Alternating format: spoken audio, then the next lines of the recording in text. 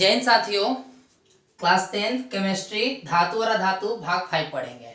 हम लोग कल इलेक्ट्रॉनिक बिंदु पढ़े थे, आप लोग को पॉइंट वाला, और कल आप लोग को लास्ट में ट्रिक बताए थे। तो इस वीडियो को लास्ट तक बने रहिएगा। लास्ट में एक और ट्रिक बताएंगे दोस्तों, बिंदु है ना, इलेक्ट्रॉनिक बिंदु के बारे में। तो वीडियो को लास्ट तक बने रहेंगे और सबसे अच्छा बेहतरीन तरीका आज देखेंगे क्या है क्या नहीं है। तो देखते हैं आज का टॉपिक क्या। तो लिखा है सहसंयोजक यौगिक की विशेषताएं, यानी जो सहसंयोजक यौगिक की विशेषताएं क्या है। तो देखिए, पहला नंबर विशेषताएं, 3 विशेषताएं हैं। तो पहला नंबर विशेषताएं क्या है कि सहसंयोजक यौगिक प्रायः वाष्पशील, द्रव या गैस होते हैं। यानी वाष्पशील मतलब कि वाष्प बनकर उड़ना, द्रव और गैस के रूप में होते हैं। सहसंयोजक यौगिक के द्रव्यनांक और क्वथनांक क्या होते हैं? ऊंचे होते हैं। सहसंयोजक यौगिक विद्युत के कुचालक होते हैं। यानी आपको आंसर कैसे बोलना है? विशेषता इसका सहसंयोजक यौगिक की विशेषता। तो नंबर 1 में क्या बोलिएगा? वाष्पशील, द्रव या गैस होते हैं। दूसरा का नंबर क्या बोलिएगा? द्रव्यनांक और क्वथनांक क्या होते हैं? निम्न होते हैं। ठीक है। और थर्ड नंबर में बोलिएगा क्या कि ये विद्युत के क्या होते हैं? कुचालक होते हैं। क्या होते हैं? कुचालक होते हैं, जिसमें करंट प्रवेश नहीं करता है। सहसंयोजक यौगिक में करंट प्रवेश नहीं करता है। द्रव्यनांक क्वथनांक क्या होता है? निम्न होता है। और वाष्पशील एवं निम्न वाष्पशील एवं गैस के रूप में होते हैं। ये विशेषता हो गया। अब आते हैं धातु के रूप।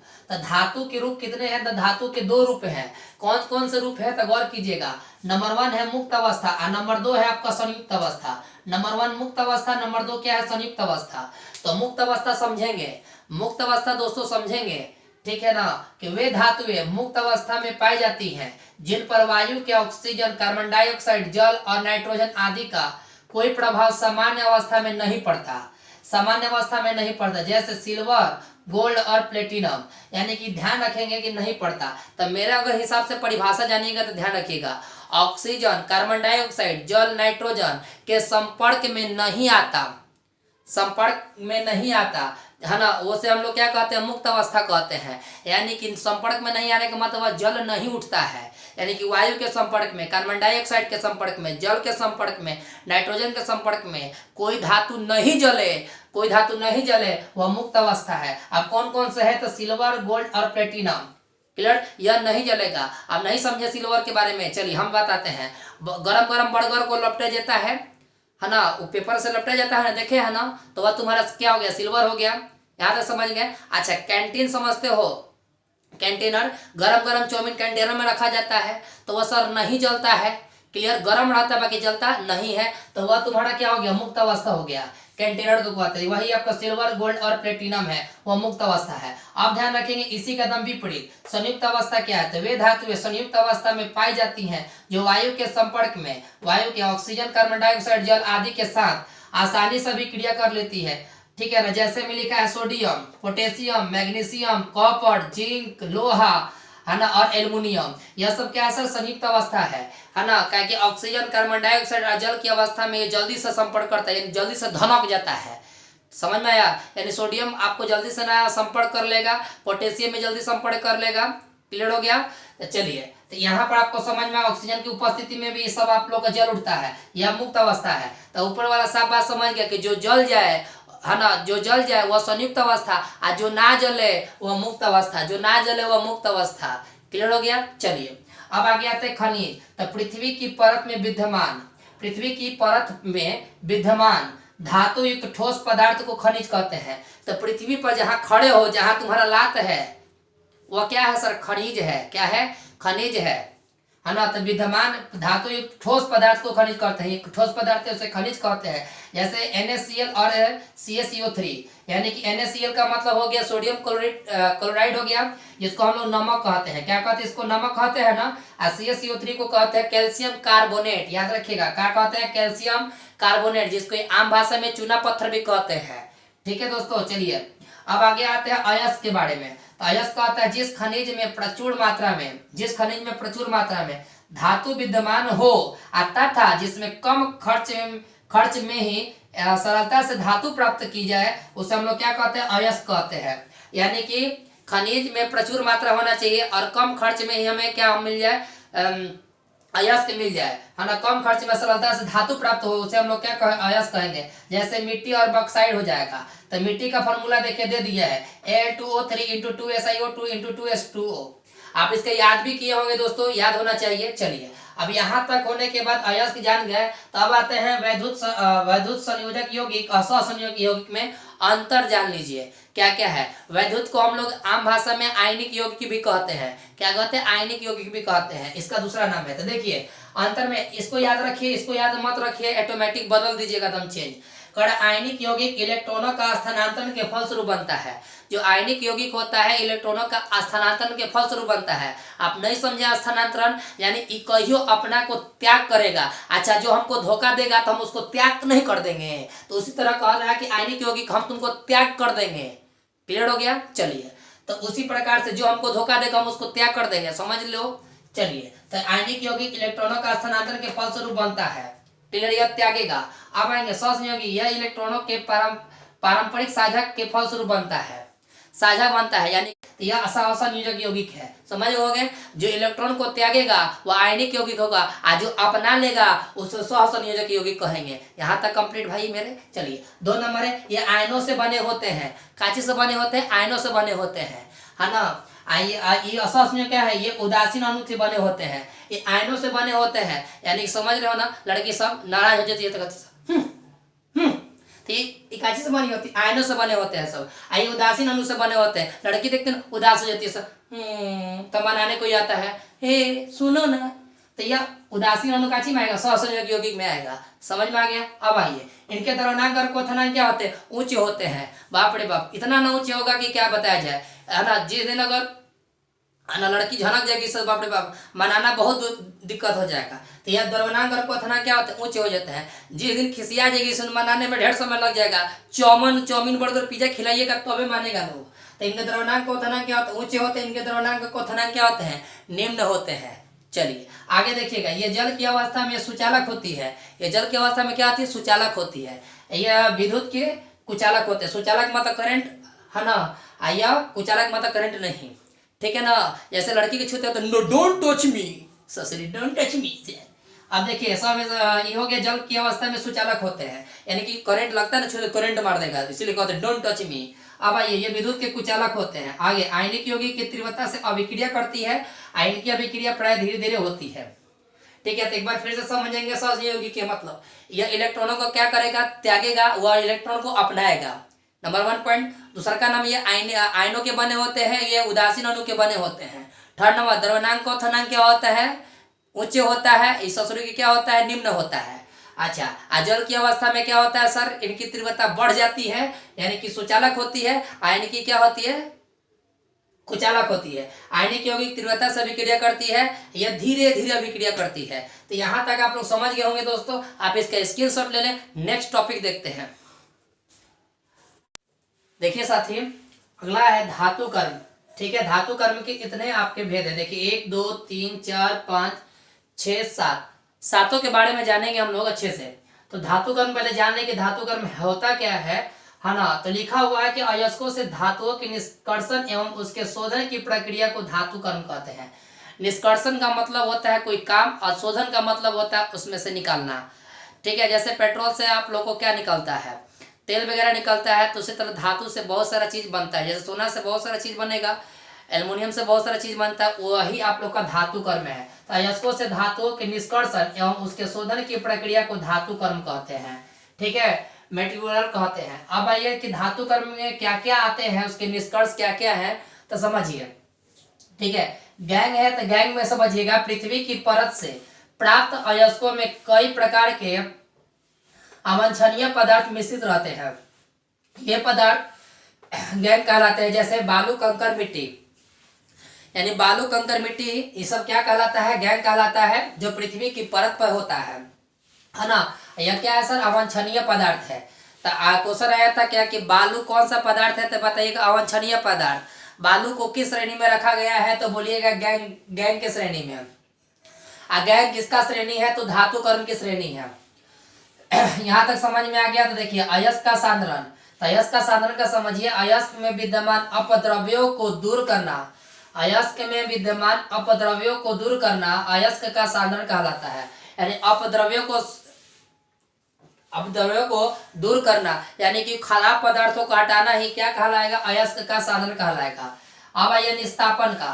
तो निस्तापन में समझिए, अयस्क को उच्च ताप पर वायु की उपस्थिति में उसके द्रव्यमान से कम ताप पर गर्म कर धातु को उसके ऑक्साइड में परिवर्तित करने की प्रक्रिया को निस्तापन कहते हैं। नहीं समझ में आया? फिर समझिए। अयस्क को उच्च ताप पर, यानी कोई धातु को उच्च ताप पर क्या करना है, वायु की उपस्थिति में द्रव्यमान से कम ताप पर गर्म कर धातु को उसके ऑक्साइड में परिवर्तित करने की प्रक्रिया को निस्तापन कहते हैं। सोनार जी को देखे हो, मुंह में लेके पाइप जैसा फूकता है सब, फू फू फू फू, वही तुम्हारा क्या है, निस्तापन की प्रक्रिया है। ठीक है, पहले वायु के संपर्क में फूकेगा सब, उच्च ताप पर गर्म करेगा सब, और द्रव्यमान फिर क्या करेगा सब, कम कम करने के बाद है ना, ताप पर गर्म करके धातु को उसके ऑक्साइड में परिवर्तित करने की प्रक्रिया को क्या कहते हैं, निस्तापन, यानी वो आकार देना ही निस्तापन कहलाता है। भर्जन समझिएगा, सल्फाइड अयस्कों को धातु की पर्याप्त आपूर्ति की स्थिति में, सल्फाइड अयस्कों को वायु की पर्याप्त आपूर्ति की स्थिति में तीव्र से गर्म करके धातु को ऑक्साइड में परिवर्तित करना ही भर्जन कहलाता है। यानी कि सल्फाइड के जो अयस्क होता है, वायु की पर्याप्त आपूर्ति में तेजी से एक साथ क्या करना, गर्म करना, धातु के ऑक्साइड में परिवर्तित करना ही भर्जन कहलाता है। यानी उसको आकार दिया जाता है, सोना को या धातु को या कोई भी सर आकार होता है, उसको गर्म में गर्म किया जाता है, उसके आकार में बदलना ही भर्जन कहलाता है। गालक समझिएगा, गालक वह पदार्थ है जिसे निस्तापन या भर्जित अयस्क, ठीक है, जिसे निस्तापन या भर्जित अयस्क एवं कोक के साथ मिश्रित कर मिश्रण को गर्म किया जाता है। ऐसे करने से अयस्क में विद्यमान अगलनीय अपद्रव्य दूर हो जाता है। कोक मतलब कोयला, यानी कि किसके निस्तापन से और भर्जन को मिलाने के बाद, उसमें कोक भी मिलाने के बाद, मिश्रण करने के बाद है ना, गर्म किया जाता है। ऐसा करने से हमें क्या प्राप्त होगा, ऐसा करने से हमें क्या प्राप्त होगा, अगलनीय अपद्रव्य दूर हो जाएंगे।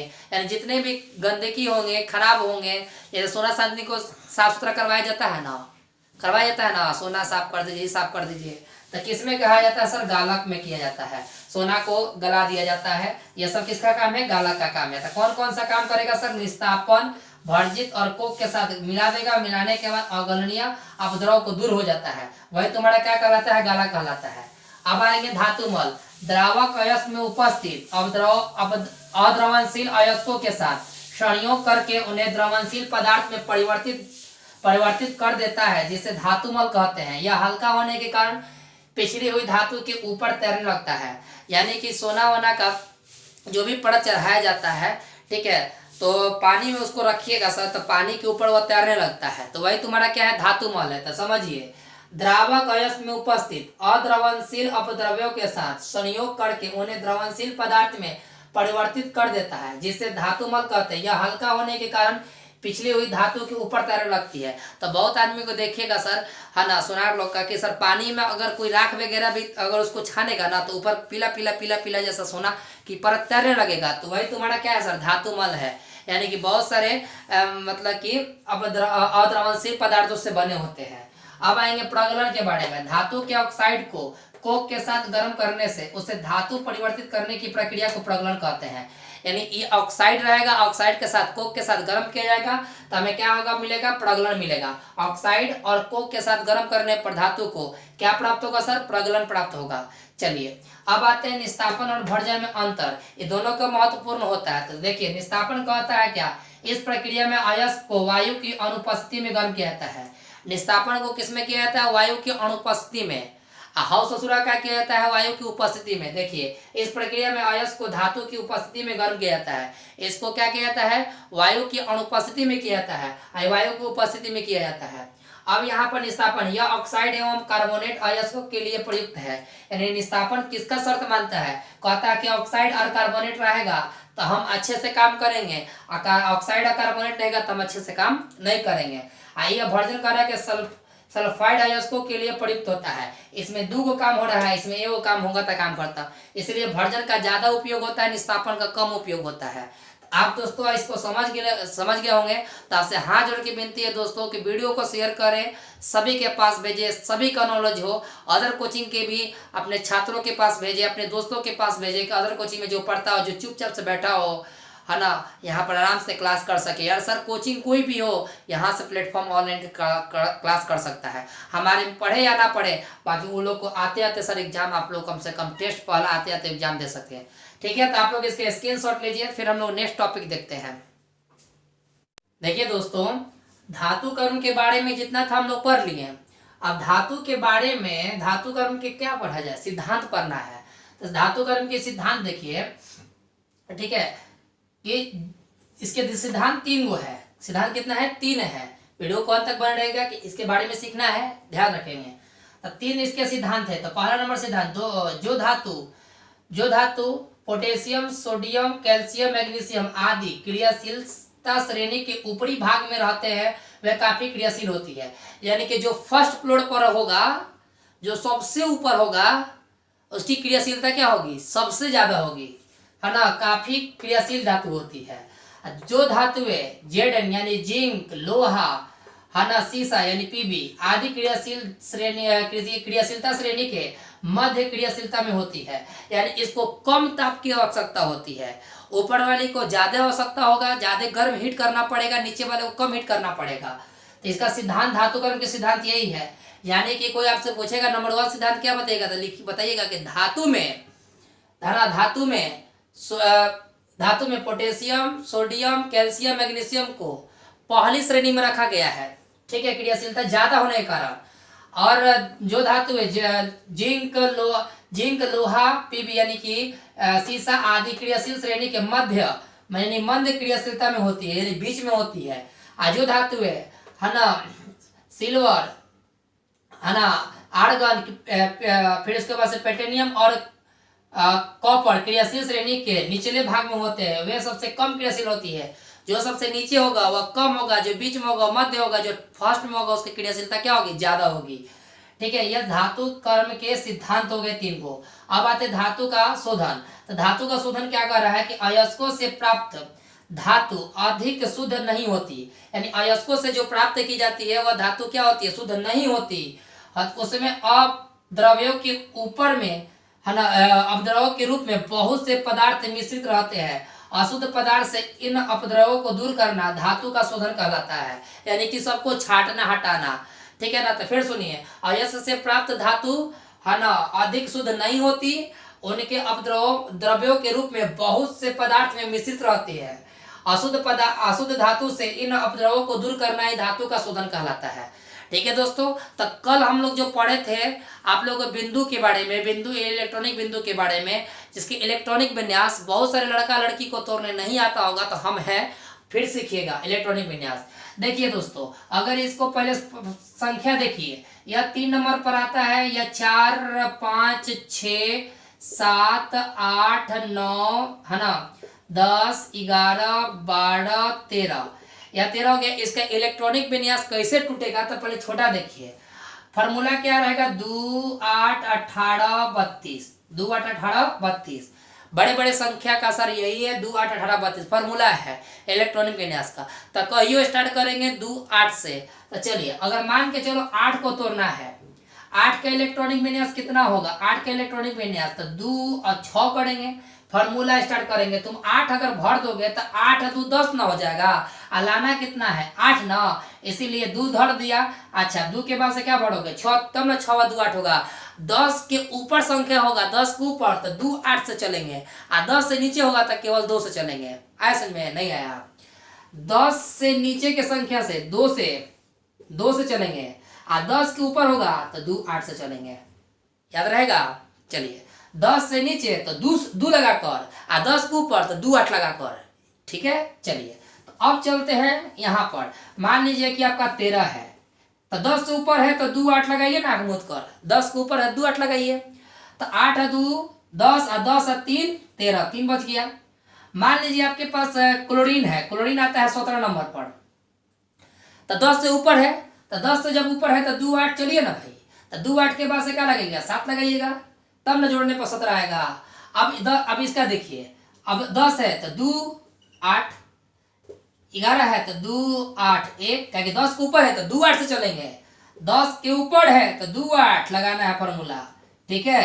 क्लियर हो गया? अब देखिए, ये क्या है सर?